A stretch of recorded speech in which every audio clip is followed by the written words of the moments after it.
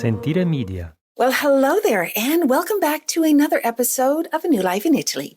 I'm your host, Samantha Wilson, and I cannot believe that we are kicking off Season 3 of A New Life in Italy. And if you're new here, welcome, my friends. If you've been with me for the first 2 seasons, thanks for sticking around, asking incredible questions, and sharing this journey. I am really excited to dive into another season that is going to be packed with more inspiration, practical advice, and everything you need to know to make your Italian dream a reality. And what better way to start this season than by tackling one of the most popular topics I get asked about, and that is the Elective Residency Visa, also called the retirement visa.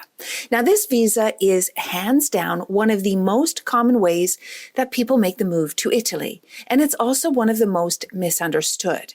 You see, people hear about it and they think, oh, perfect, I'm going to retire, I'll just apply, show my passport, and boom, I'm in, that's it. But no, my friends, this visa is very specific, and it comes with rules that you absolutely need to get right if you want their stamp of approval. So in today's episode, we are breaking down the 3 most important parts of the Elective Residency Visa application, and that is the cover letter, the financial requirements, and the accommodation that you need here in Italy. These 3 pieces can make or break your application. But don't worry, because I am going to walk you through exactly what you need, share some examples from some of my real clients, and give you tips to help you avoid the common mistakes that so many people make. So whether you're just starting to plan your move or you're already gathering your paperwork, this episode is for you. I'm Samantha Wilson, Chief Dreammaker at smartmoveitaly.com, and this is A New Life in Italy, a show where each week I take you behind the scenes of what it's really like to move to Italy, introduce you to some fascinating people, answer your questions, and show you how starting a new life in Bel Paese is possible for you. All right, before we dive into these 3 critical elements of the ERV, let's take a minute and talk about what this visa is and who it's really for.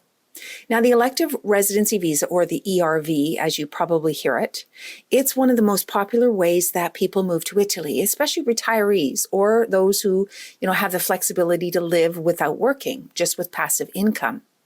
Essentially, this visa is designed for individuals who want to settle down in Italy. That means moving and living here full-time, but who do not need to work to support themselves.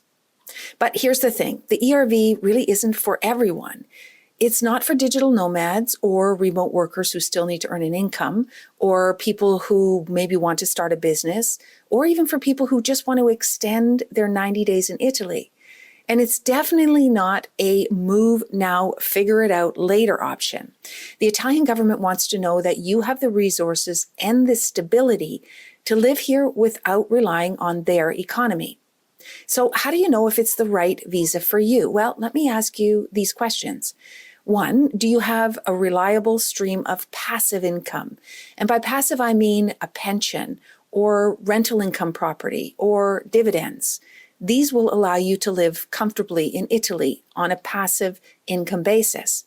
Or number 2, are you ready to fully commit to moving to Italy, meaning settle up and live here long-term, immersing yourself in the Italian lifestyle and, of course, moving your taxable residency to Italy?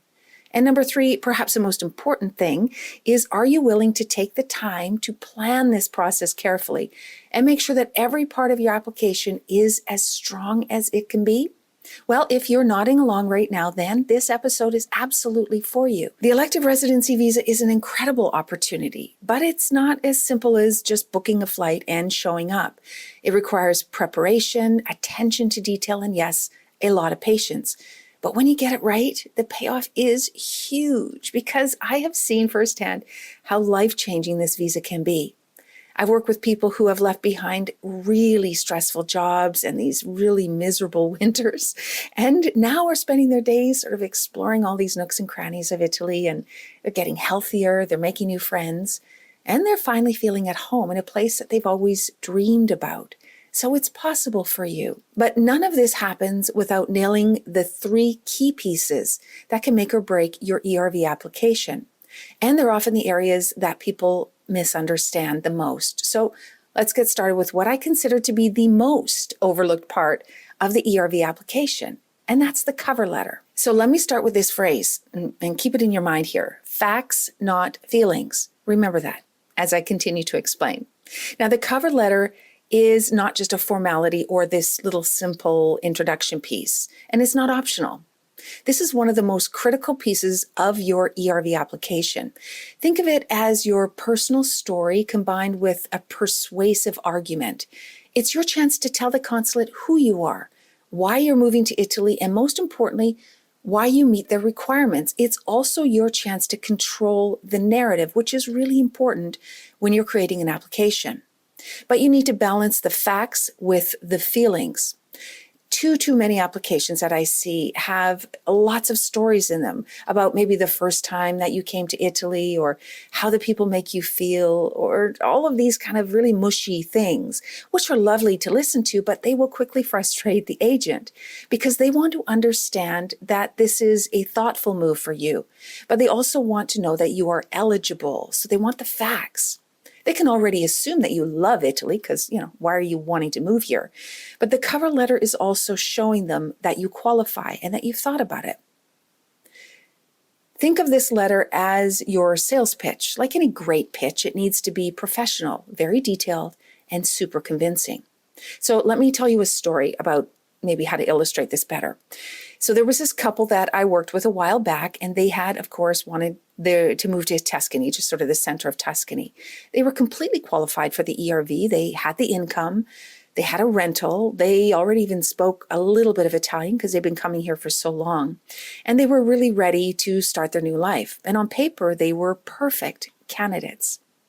But then I saw the first draft of their cover letter, and it was, I think, maybe 3 or 4 pages long, and it went into great detail about how Italy made them feel. And they highlighted their family history because I think one of them was Italian but couldn't get their citizenship. They talked about their visits, their friends, their future dreams, and why they wanted to move and retire to this small town in Tuscany. Now, although it was a lovely letter and a really pretty read, it was way too long and it had too many feelings and not enough facts. Now, the consulate doesn't just want to know that you love Italy. They want to know why you qualify for the visa. And they need to be convinced that you're prepared and stable and serious about the move. So I went back to the drawing board and I rewrote their letter. And I wanted to highlight, number one, their financial stability. So I outlined their passive income streams, including very specific numbers, both in the local currency and in the euro equivalent, and demonstrated that they had more than enough resources and passive income to support themselves without moving for a lifetime. And then I addressed the requirements, so clearly stated that they had a secure rental where it was, that they had health insurance, and that they understood the immigration procedure when they actually arrived to Italy on a visa. So they've been thinking about what they're doing. And then, of course, we added a little bit of the feelings, so their connection to the Italian culture. We talk about their history a tiny little bit, about the fact that they're learning more Italian to help them settle in, and that they have friends and some family actually left still here in Italy that will help them settle in. So we also included this clear plan for integration and described how they plan to get involved in the community, but not too much of this stuff, just a tiny little bit to show that they intended to build a life here, not just take an extended vacation. So, of course, with this revamped letter, no more than 1.5 pages long, I think it was maybe just shy of that, their application then will stand out, and it's giving more facts than feelings. They weren't just another couple chasing a dream. They were very serious and prepared, and they had a plan. And of course, within a few weeks, they also had the visa. So remember, with the cover letter, more facts than feelings. Make it very professional. This isn't time for casual language. Address the consulate formally. Use proper grammar and structure your letter like a very polished document. Show that you qualify with detailed numbers and facts. Create a picture of who you are and with using these facts behind you to back it up. And be persuasive. This is your chance to make the consulate feel confident in approving your application. Show them that you're not just dreaming about Italy, but that you're really committed to living here. And your cover letter is more than just words on a page. It is the first impression that you're going to make, and it sets the tone for the rest of your application. If it's messy, if it's short, if there's not a lot of details, they can assume that your application will reflect the same. And remember, the goal isn't just to say, hey, I want to live in Italy. It's to show them in every possible way that you're ready to live in Italy. All right, now that we've covered the importance of your cover letter, let's move on to the next very big piece of the puzzle, and that's the financial requirements, because even the best cover letter won't get you approved if you can't prove that you have the money and the funds to support yourself here in Italy. So let's dive in. The financial side of the elective residency visa application probably causes the most sleepless nights for visa applicants. And that's because there's this element of discretion, and there's a lot of conflicting information out there. And without a doubt, it is the biggest stress point for people applying for the elective residency visa, and it is really the most important part of your application. It's not just about how much money you have, by the way. It's about the source of passive income that you have and proving it. So it's not just that you have a lot of money in the bank, it's that you have a lot of money coming to you in a passive way to support yourself here in Italy.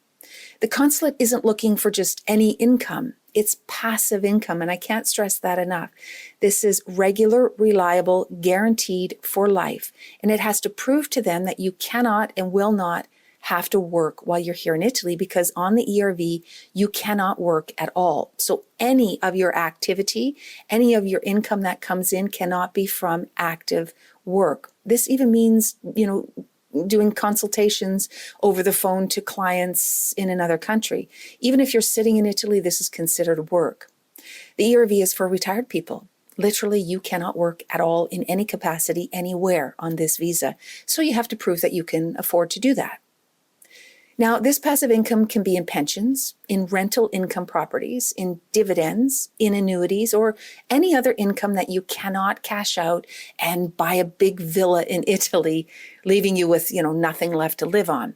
And this is why drawdowns from retirement funds or IRAs or RSPs are not considered very strong. And that's because I know it doesn't make any sense to, but technically you could cash out your entire investment and buy a big villa and then have nothing left. So they want regular, reliable, guaranteed income for life. This is the important thing to think about. Now, the general guideline is at least 32,000 euros net per year for every single applicant, even as a couple. So when you see those things online that says it's 38,000 for a couple, this is not true, my friends. You will need 32,000 per person, or the equivalence of that, 64,000 for a couple. But let me be clear, this is the minimum. Depending on the consulate, and I've seen this number climb significantly higher, particularly in cities like London or LA or Miami, where they seem to scrutinize the applications a lot closer. Now, this visa has a high level of discretion with consulates, so it is always better to overqualify than meet the minimum. If you have more, always show everything that you have here. So it's not just about having the money, it's about the kind of money that you have. And here's where things get tricky. So it's not enough to simply have passive income. You need to prove that it's stable, it's consistent, and it's sufficient after taxes and other deductions. Let me share a quick story to illustrate this point. There was a client who contacted us after she was denied, and she had 42,000-ish about in euros in passive income per year, which should be more than enough than on paper. She had this income from rental properties. She had a small pension. She had some income from an annuity, and she was taking drawdowns from her IRA. And she was confident that her application, of course, would sail through, but when she submitted it, she received a denial letter. So, of course, she contacted us. So why was she denied? Well, it's because she didn't take into account some of her debts. So on this rental property that she had, which was showing a significant part of her income on rental income, she had a pretty heavy mortgage. So these mortgage payments needed to be deducted, and the consulate, of course, calculated her net income and flagged the currency fluctuations that were tied to some of her investments. And because of this, it brought her 42,000 euros down quite a bit. Plus, she showed these drawdowns from an IRA where she had full control over the income, which the consulate does not like. They do not consider this income stable because, again, you can spend it all if you want to.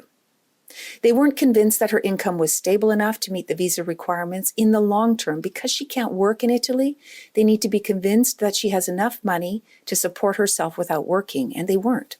So here's what we did to fix it. We restructured her income along with her financial advisor, and she moved some of her investments into more stable annuity. I know annuities are not the greatest things, but this is her choice. She eliminated some of the risk of currency fluctuations, and one of the biggest things that she did, luckily she had cash and she had the money aside, she paid off her mortgage, which made the biggest impact on her net income. And then we had to provide more documentation, clear documentation, which were updated income statements and tax returns. She didn't put her application together in the right way. And of course, those IRA distributions, well, we left them in there, but this was considered only padding to an already qualifying application. So we made sure that she already qualified with the best passive income to qualify for this visa. And then the IRAs were just sort of, icing on the cake. And then she resubmitted her application, and of course, it was approved. The consulates want to see regular, reliable, guaranteed income for life when it comes to your passive income. This is really important to remember. If your money, you can touch it, you can spend it all, you can fall in love with a villa and buy it and spend all of your money, then this is not considered guaranteed. This is why they like pensions. This is why they like annuities, because you cannot cash them in. They're regular, reliable, and guaranteed for life. Now, when it comes to the financial requirements, the best advice I can give you is to over-prepare. And here's what you'll need. You'll need income statements, detailed proof of your passive income sources. Remember those good sources, including the rental agreements. If your income's coming from rental income, also the deed of sales, prove that you own those properties. This money is going to be guaranteed. Past predicts future in this visa. So show what you've been earning in the past to prove you're going to continue to earn it into the future. You'll need pension statements, dividend payouts, anything to prove your income source. And your tax returns, at least 2 years. Most consulates require that, at least 2 years. And of course, your bank records. Provide 3 to sometimes 6 months of bank statements that show exactly where the money you're dictating hits your bank. You need to prove it. You can't just say it. You need to show that you've been getting it and that you've been living off it for a period of time. And if you think the consulate will just take your word for it, think again, because they're looking for proof, not promises. Super, super important. The financial stability isn't just a box to check. It is the foundation of your application.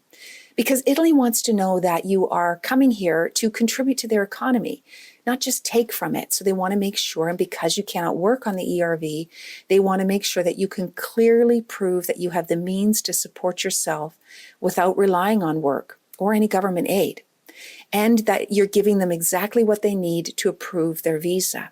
So it's really important. The financial records and the financial proof is super, super important.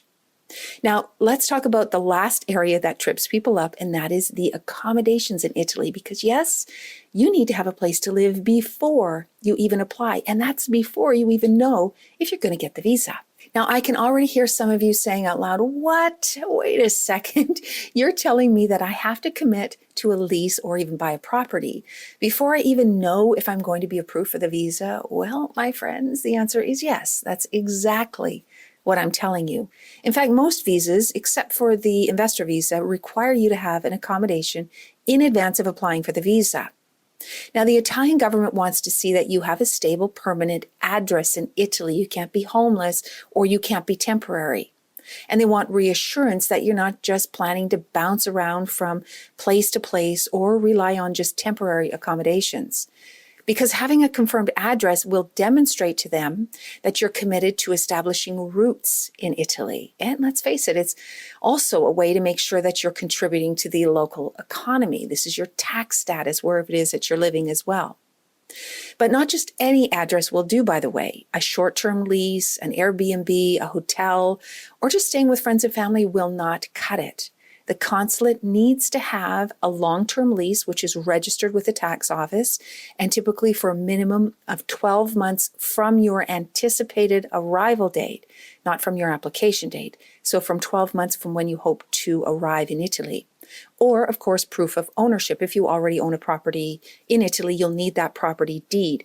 If you've just signed a purchase proposal but actually haven't purchased the house yet, you have to wait until you actually have the deed in hand. Now, this requirement is non-negotiable, and skipping this step or cutting corners will lead to immediate rejection of your application. I cannot stress this enough. You must have a secured accommodation in Italy and proof of that before you apply for the visa. Now, I know this requirement throws people for a loop because it feels like it's a huge commitment to make even before you know you're going to get the visa. And renting in Italy isn't as simple as just signing a lease maybe back in your home country. It really does involve a lot of costs. There's the language barrier and there's the cultural thing. And of course, navigating the rental market in Italy is challenging because it operates a lot differently. And it's hard to rent for foreigners to rent from Italians here. It does take some time. So you need to secure your property early. And unfortunately, this usually means that you will have to pay a few months' rent before arriving. But that, my friends, is just the cost of doing business.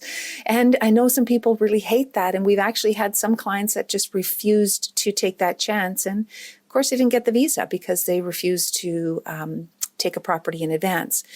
But it's just the way it is. You have to budget for this little extra expense. Now, here's some other tips that will hopefully help you with your rental or your purchase search.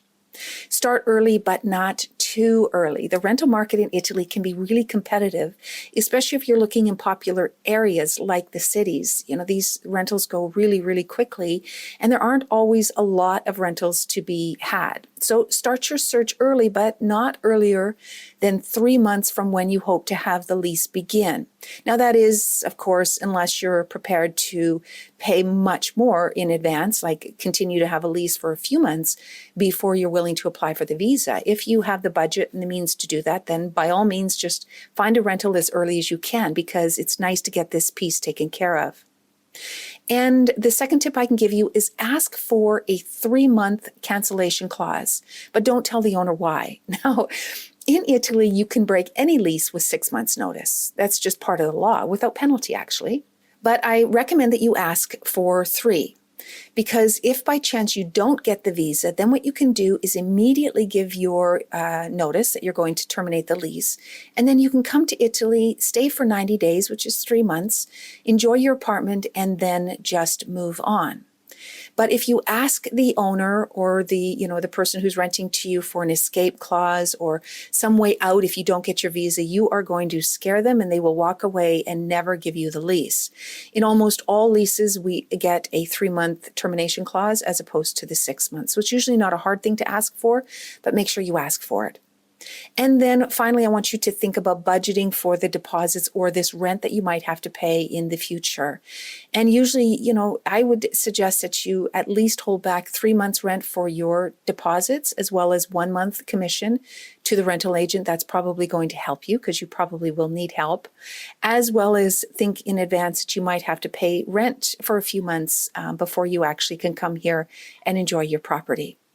And then finally, double check the lease and make sure that the lease is properly registered with the Italian tax office. It must be registered. If it is not registered, it will not be accepted at the consulate.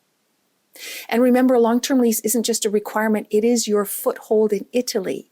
It will be the location that you will process all of your permits, where you will join the healthcare system, and it will also dictate your tax status. So for some of you, if you're thinking of moving in a 7% zone, where you find to rent for your visa will also be where you're going to live and elect this 7% tax.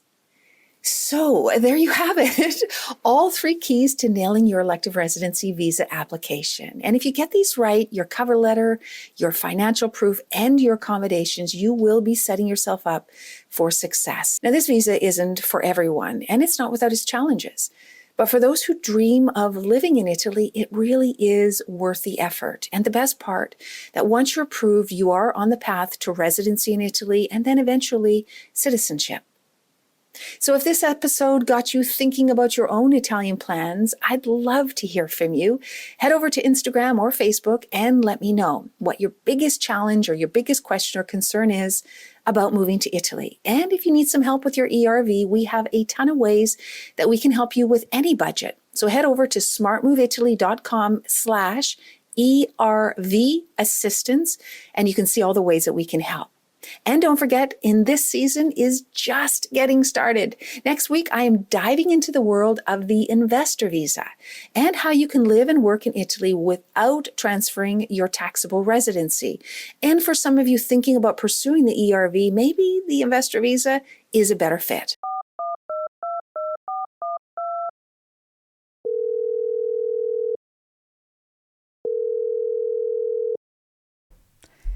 It's time for listener questions. Just like the old radio call-in shows, my team has picked 3 listener questions, all left on our voicemail. I have no idea what these questions are, but I haven't been stumped yet. Are you ready? Let's get started. Well, hello, my friends. Now it's question and answer time. And in season 3, we're going to be doing a bit of a mix of where I'll read in your questions. And some of you will also have sent the voicemails. We're finding that some of you are, I think, are a little shy and have been actually sending in emails. And I don't want to miss them. So let's start with episode 1. I'm going to read you the questions. So number 1, very general question. How do I get a visa to live in Italy? Well, this is, I think, a super common question, and there's not one straight answer because Italy has a number of different visas, and it depends on your situation, what you want to do in Italy, where you're coming from. All of these are variables because depending on your nation or your nationality and depending on your needs in Italy, your visa will change. Now, the best thing I can recommend you do is to go to smartmoveitaly.com/visas, and we have this great little free visa guidebook that explains all the popular visas or all the most common ones, and it'll help you understand which one is best for you. I'll also put a link here in the show notes so you can have a look. Now, the most popular options in Italy, of course, are the Elective Residency Visa for retired people or the new Digital Nomad Visa. The student visa is okay. It's a little bit tricky to get. The self-employment visa is horrible, by the way, really hard to get. You're better to go to Digital Nomad Visa than the self-employment one. And of course, the investor visa, which is without question the best visa for Italy. But to find out which one's best for you, head over to the website or check in the show notes and start there. All right, question number 2. How much money do I need to live in Italy? Oh, this is a good one. I think I've answered this question in the past before. Again, it's variable. It depends where you live, what your lifestyle is like, what are your priorities in life, how many people you have living with you, how old you are, of course, because as the older we get, we need maybe less things, but we need to let our passive income take us longer, right? Because if we're not going to be working. So it's really hard to know for sure how much you need to Italy. I can tell you that Italy typically is a lot less to live in Italy than it is in your home country. Certainly, cost of living like rents and food and entertainment is much, much lower than what you might be used to. But there's some things that might be a little bit higher. And I always recommend you check with a website called Numbeo, Numbeo.com. And it's this user-generated database where people put in different prices for things for cost of living for countries and cities all over the world. And it's really nice because you can compare, you can choose the home country that you're in, and then let's say you want to move to Florence. You can choose your home city and versus Florence and see the difference. This is the best way for you to judge. But I do say, aside from how much to live here, make sure you put aside the cost of moving to Italy is can be significant depending on what you need, what visas you need, and the help that you need. So make sure to put that budget aside as well, and always work in your currency fluctuations because this can make a big difference for you in the long run. Hope that helps. All right, question number 3. What is the healthcare system like in Italy, and how do I access it? Okay, good question, big question, hard to answer quickly, but the health care in Italy, in my opinion, is extraordinarily good. And I have experience in the Canadian system, the British system, and also the American system. So I can tell you the Italian system is hands down the best. It's accessible, it's affordable, it's advanced, and it cares. And this is one of the differences here in Italy. And I know if there's some Italians out there listening, they're probably going to be critical of their healthcare system, as we all are from all of our countries. But in comparison, I can tell you my experience is quite the opposite. Now, healthcare is free in Italy for Italians and their families. However, if you are here on a visa, then you will need to or even actually if you're an EU citizen from another EU country, you will have to contribute a voluntary fee to join the healthcare system, which starts at 2,000 euros a year, and it goes up from there depending on your income. But it's really a drop in the bucket compared to what some people pay in other countries. You will join the healthcare system after usually a year of living here if you're on a visa. Otherwise, if you are Italian, you can join right away. And you will get assigned a regular doctor, but we work very often in referral basis here. So your regular doctor will always refer you out to specialists it can take some time to get into, like in any public healthcare system. But we also have a private system here that is super affordable and much more available. So there's options. I think that's the best way to say. It's, again, affordable, accessible, and there's lots and lots of options. Well, that's all for this week's episode. Thank you for listening. If you have any questions about visas, citizenship, property, and, well, really anything about moving to Italy that you would like me to answer in an upcoming episode, please feel free to send us a voicemail at our website at smartmoveitaly.com/podcast, or just click on the links in the show notes. Thanks again for listening, and remember, you can find all of the resources and the links to the people and the places that I mentioned in this episode inside the show notes. Ciao for now.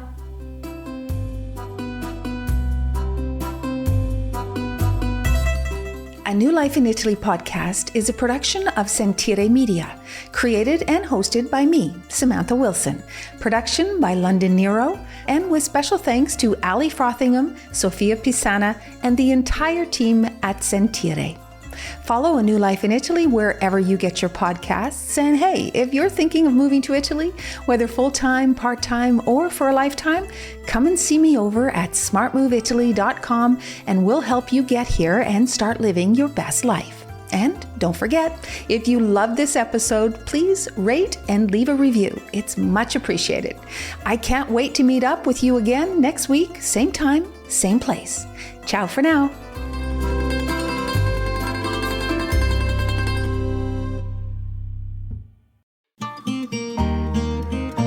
Sentire Media. Hey, podcast producers and show hosts. Do you want to join a podcast network that celebrates all things Italian? At Sentire Media, we understand the allure of Italy and its unique culture. Our devoted team of hosts and producers are all driven by their shared passion for Italy. And we work tirelessly to create the best lifestyle podcasts and content that will whisk you away to the very heart of Italy. With us, you can savor the mouth-watering flavors, get lost in the stories from the past, break down the cultural barriers, and truly immerse yourself in the vibrant traditions of this intoxicating country. If you have a great podcast idea or are already in production and would like to join Sentire Media, head over to sentiremedia.com, that's SENTIRE media.com, and find out how to submit your show.